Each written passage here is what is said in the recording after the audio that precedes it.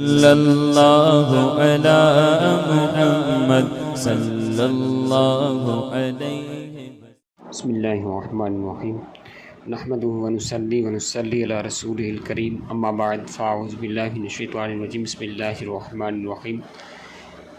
फैज़ान फ़र्ज़ उलूम किताब तहारत मौजू है नापाक चीज़ों को पाक करने के तरीके।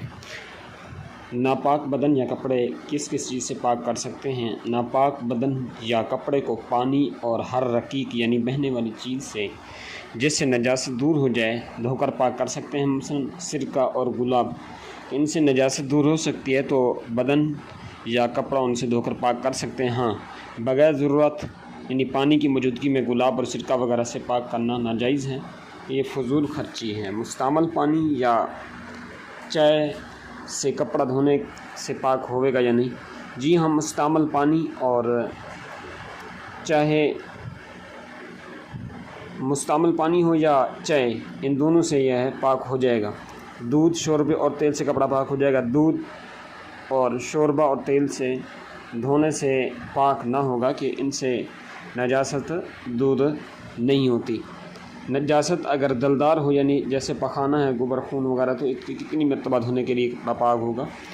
तो नजासत अगर दलदार हो जैसे पखाना, गोबर खून वगैरह, तो धोने में गिनती की कोई शर्त है नहीं, बल्कि उसको दूर करना ज़रूरी है। अगर एक बार धोने से दूर हो जाए तो एक ही मरतबा धोने से पाक हो जाएगा, और अगर 4-5 मरतबा धोने से दूर हो जाए तो 4 से 5 मरतबा ही धोना पड़ेगा उसको। हाँ, अगर 3 मरतबा से कम में नजासत दूर हो जाए तो 3 बार पूरा कर लेना, ये मुस्तहब है, नज़ाफ़त के ज़्यादा करीब है। खैर, दलदार नजस कपड़े पर लगी थी, उसको धोया, नजासत दूर हो गई, मगर उसका असर, रंग और बू बाकी रह गया, तो क्या हुक्म है? अगर नजासत दूर हो गई मगर उसका कुछ असर, रंग या बू बाकी है तो उसे भी ज़ाइल करना लाजिम है। अगर उसका असर दिक्कत यानी मुश्किल से जाए तो असर दूर करने की ज़रूरत नहीं है। 3 मरतबा धो लिया तो पाक हो गया। साबुन या गर्म पानी से धोने की भी हाजत नहीं है। अगर कपड़े या पर पतली नजासत लगी तो कपड़ा कैसे पाक होगा? अगर नजासत रकीक हो तो 3 मरतबा धोने और तीनों मरतबा क़ुव्वत के साथ नचोड़ने से पाक होगा। और क़ुव्वत के साथ नचोड़ने के ये माना है कि वो शख्स अपनी ताकत भर इस तरह नचोड़े कि अगर फिर नचोड़े तो उससे कोई कतरा न टपके। अगर कपड़े का ख्याल करके अच्छी तरह नहीं नचोड़ा तो पाक नहीं होगा ऐसी सूरत में। बिस्मिल्लाहिर्रहमानिर्रहीम। तो अगर धोने वाले ने अच्छी तरह नचोड़ लिया मगर कोई दूसरा शख्स जो ताकत में उससे ज़्यादा है नचोड़े, तो अब ये है कि एक बूंद टपक सकती है, तो क्या हुक्म है? अगर धोने वाले ने अच्छी तरह नचोड़ लिया मगर अभी ऐसा है, अगर कोई दूसरा शख्स जो ताकत में उससे ज़्यादा है नचोड़े तो वो 1-2 बूंद टपक सकती है, तब उसके हक़ में तो पाक है, दूसरे के हक़ में नापाक है। इस दूसरे की ताकत का एतबार नहीं है ना, क्योंकि ताकतें मुख्तलिफ़ होती हैं। हाँ, अगर ये धोता और इसी कदर नचोड़ता तो पाक ना होता। दूध पीते बच्चे और बच्ची का पेशाब कपड़े में लग गया तो अब इस सूरत में पाक कैसे होगा? दूध पीते बच्चे और बच्ची दोनों के पेशाब का भी यही हुक्म है कि उनका पेशाब कपड़े में लगा है तो 3 बार धोना ही ज़रूरी होगा और नचोड़ना भी पड़ेगा। जो चीज़ नचोड़ने के 3 बार धोना नचोड़ना पड़ेगा। खैर, जो चीज़ नचोड़ने के काबिल नहीं है उसको कैसे पाक करेंगे? जो चीज़ नचोड़ने की काबिल नहीं है जैसे चटाई है, कलीन वगैरह, तो इसको धोकर छोड़ दें, पानी टपकना जो है मौकूफ़ हो जाए। यूँ ही 2 मरतबा और धोएं। तीसरी मरतबा जब पानी टपकना मौकूफ़ हो गया, बंद हो गया, चीज़ पाक हो गई, उससे हर मरतबा के बाद यानी कि सुखाना ज़रूरी नहीं है, सिर्फ पानी मौकूफ़ होना ज़रूरी है। यूँ ही जो कपड़ा अपनी नाज़ुकी के सब निचोड़ने के काबिल नहीं है तो उसे भी यूँ ही पाक कर लिया जाए। अगर चीज़ ऐसी हो कि जिसमें नजासत जज़्ब ना होती है तो क्या हुक्म है? अगर चीज़ ऐसी है कि जिसके अंदर नजासत जज़्ब ना होती हो, जैसे चीनी के बर्तन या मिट्टी का पुराना इस्तेमाल, चिकना बर्तन है या लोहे तांबे वगैरह धातुओं की चीज़ें, तो उससे भी फ़िका यानी फ़कत 3 बार धो लेना ये काफ़ी है। उसकी भी ज़रूरत नहीं कि उसे इतनी देर तक छोड़ दें कि पानी टपकना मौकूफ़ हो जाए। क्या ये बात ज़रूरी है कि लगातार 3 बार धोया जाए? ये ज़रूरी नहीं है कि एकदम 3 बार धोएं, बल्कि अगर मुख्तलिफ़ वक्तों में मुख्तलिफ़ दिनों में ये तादाद पूरी कर दे, जब भी ये हुक्म नाफिज हो जाएगा पाक हो जाएगी चीज़। कपड़े पर नापाक तेल लग गया तो अब क्या करें?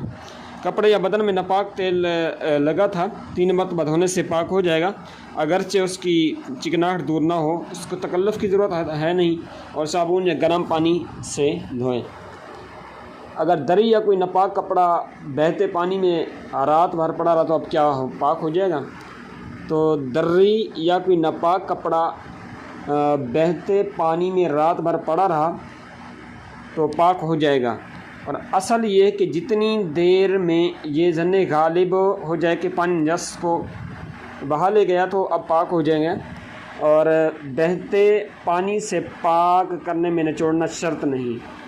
और कपड़े का जो कोई हिस्सा नापाक हो गया और याद नहीं कि वो कौन सी जगह है तो क्या हुक्म है?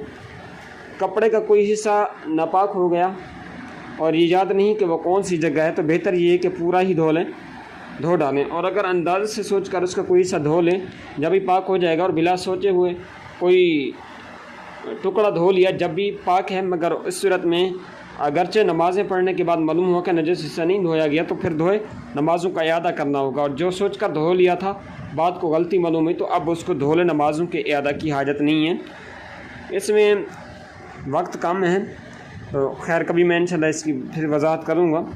क्या कुछ ऐसी चीज़ें भी हैं जिन्हें धोना नहीं पड़ता, सिर्फ पूछने से पाक हो जाती है? जी हाँ, लोहे की चीज़ें जैसे छुरी है, चाकू है, तलवार वगैरह जिसमें ना जंग हो ना नक्श नगार हो, नजस हो जाए तो सिर्फ अच्छी तरह पूँछ लेने से पाक हो जाती हैं। और उसमें नजासत के दलदल या पतली होने में कुछ फ़र्क नहीं रहता।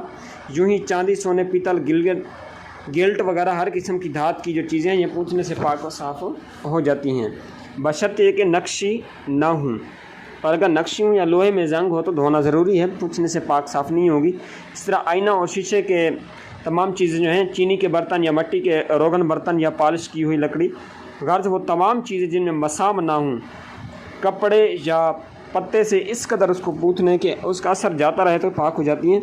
मिट्टी कपड़े या बदन में लग गई तो क्या धोए बगैर, बल्कि मनी कपड़े या बदन में लग गई तो क्या धोए बगैर भी कपड़ा पाक करने की कोई सूरत है? जी हाँ, मनी कपड़े या बदन में लगकर खुश्क हो गई तो फ़कत मल कर झाड़ने और साफ़ करने से कपड़ा और बदन पाक हो जाएगा, अगरचे मलने के बाद उसका असर कपड़े में बाकी रह जाए। इस कपड़े को मल कर पाक कर लिया गया, अगर वो पानी से भीग जाए तो नापाकी नहीं होगा। इस मसला में मर्द, औरत और तंदुरुस्त मरीज़ दरियान सब की मनी का ये एक ही हुक्म है। अगर मनी तर है या उसमें पेशाब मिल गया तो अब क्या हुक्म है? अगर मनी कपड़े में लगी है और अब तक तर है या हाथ पेशाब भी इसके साथ ही पेशाब भी लग गया है तो अब धोने से पाक होगा, मलना फिर किफ़ायत नहीं करेगा।